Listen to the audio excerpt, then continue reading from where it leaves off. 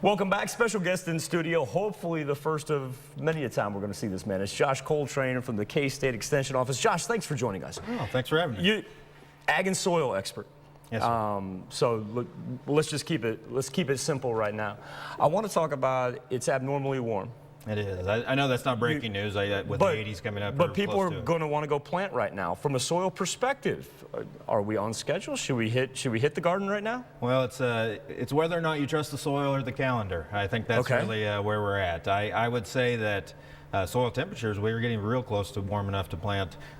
Corn is the one we've briefly mentioned, but it's past time for some of the garden issues that already need to be planted, like lettuce, for example. But it really boils down to whether or not you believe the calendar or the soil. Lettuce a little bit different because it's sturdier as far as soil goes. Right. What's my differentiation? What's my difference in soil temperature? How quickly will it change? It doesn't change as quickly as the air temperature. As you see, I believe it's Friday where you drop down quite a bit cooler. We do. The soil will resist that change. Okay. But it will eventually come down if we stay cool. We're not supposed to. So the soil temperature does not change as rapidly as the air temperature. All right, so that's soil. Let's talk about moisture.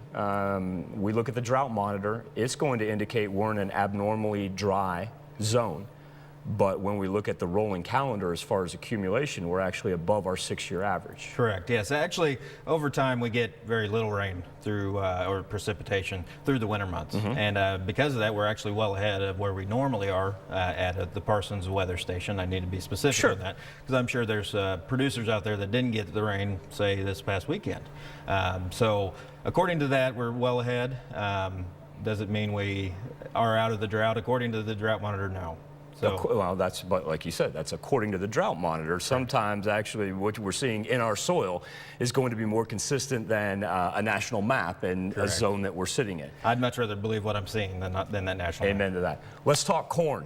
Yes, sir. That time of year. We're getting, actually, about a month from now, we'll have an awful lot of corn in the ground, weather permitting, depending on the moisture, frankly, because if the soil temperatures hold, we will be plenty fine. What are we talking about acreage-wise as far as corn planting this year? I don't expect much of a change in corn acres, maybe a little bit of adjustment towards soybeans. We're hearing that. We did have a drop in wheat acres, but I don't anticipate a huge drop in corn acres. Why is winter wheat down? Commodity prices. It's really hard to pencil out a profit with as low as they are. Okay, so we talk about commodity prices. What are we seeing an increase in then?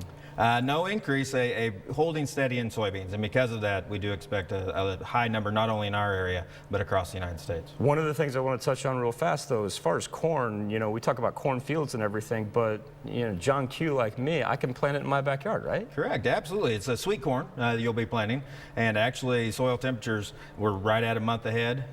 You'd be planting right about a month from now. It's time right now. So, or in a month. It's time in a month. Somewhere between now and a month from now. I don't think anybody, it all depends on whether or not we have a frost. If we have one, you shouldn't have. That's why we're going to have this guy on time and time again. And you and I are just going to go ag geek. We're going to talk commodity prices. I'd be glad to. We're even going to talk about South American demand. Josh Coltrain, K-State Extension Office. Be right back after this.